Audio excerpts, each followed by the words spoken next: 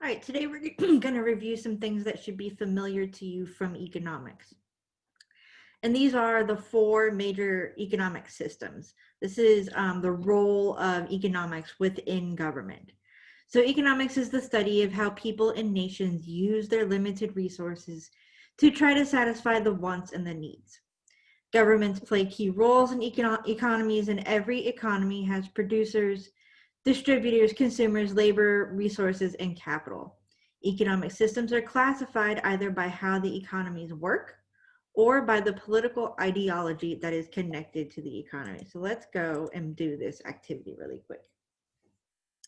So every economy includes these factors. You have producers, distributors, consumers, labor, resources, and capital. So let's see if you remember what each of these are. So factory worker Hannah welds aircraft wings on an assembly line. So is she a consumer, labor, resources, capital, distributor, or a producer? Well, she's going to be labor because she's actually doing the work, right? Next is $300,000 is used to buy new farm machinery.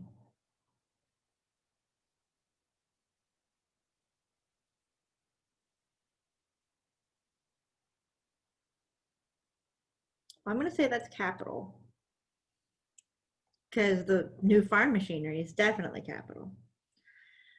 Attorney Larry opens his own law practice. Is he a consumer, a resource, a distributor, or a producer? He's going to be a producer. That's another name for an entrepreneur. A 320-acre plot of farmland is used to grow crops. Is that a consumer, a resource, or a distributor? It's going to be a resource. That's our land. Ted buys milk, eggs, lettuce, and meat at a grocery store. Is he a consumer or a distributor?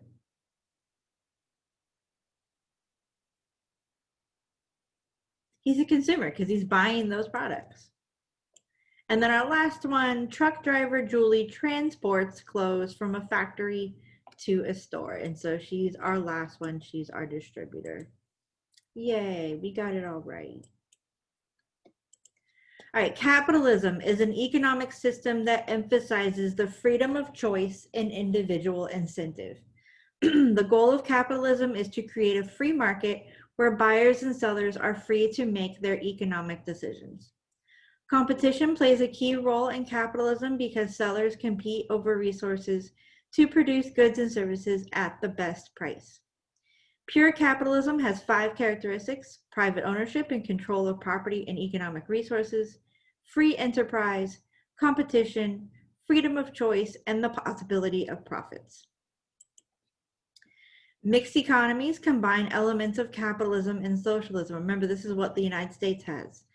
Sometimes a country can shift from one type of economy to another.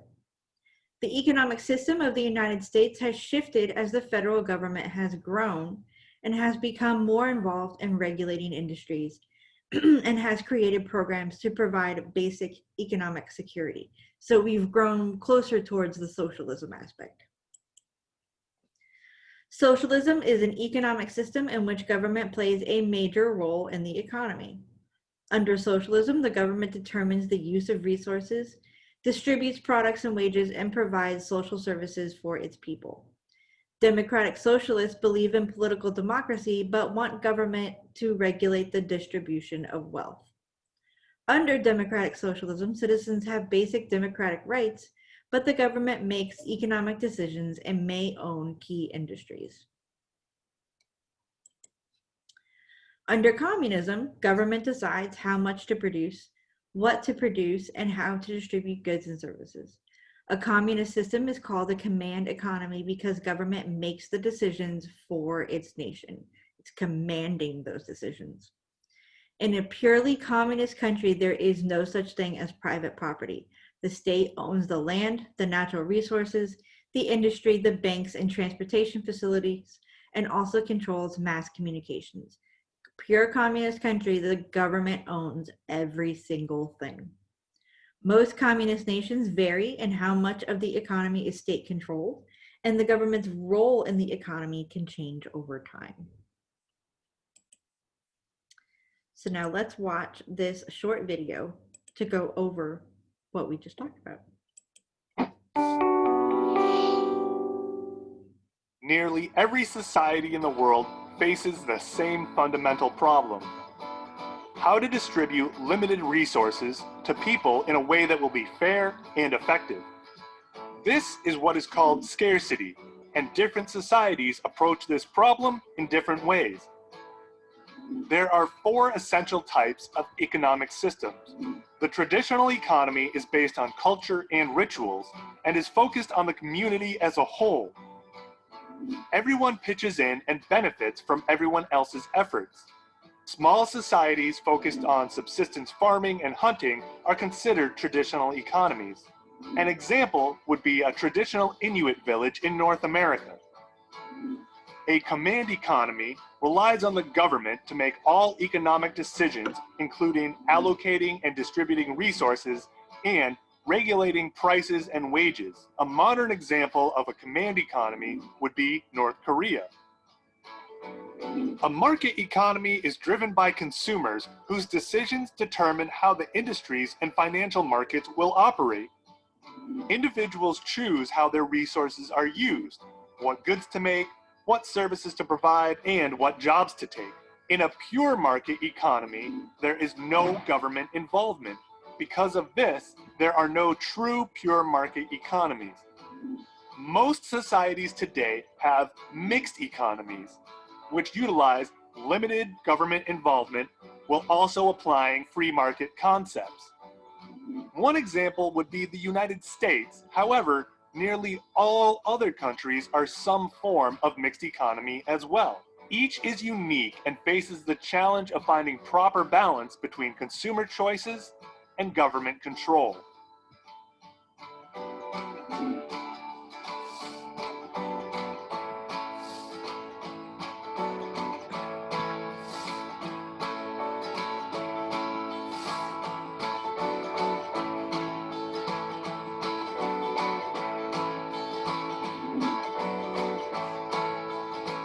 All right, now what you're going to do is you're going to go in and complete the reading essentials, answer the discussion question, and take the quiz, as well as complete the Edgenuity module assigned for this AB day.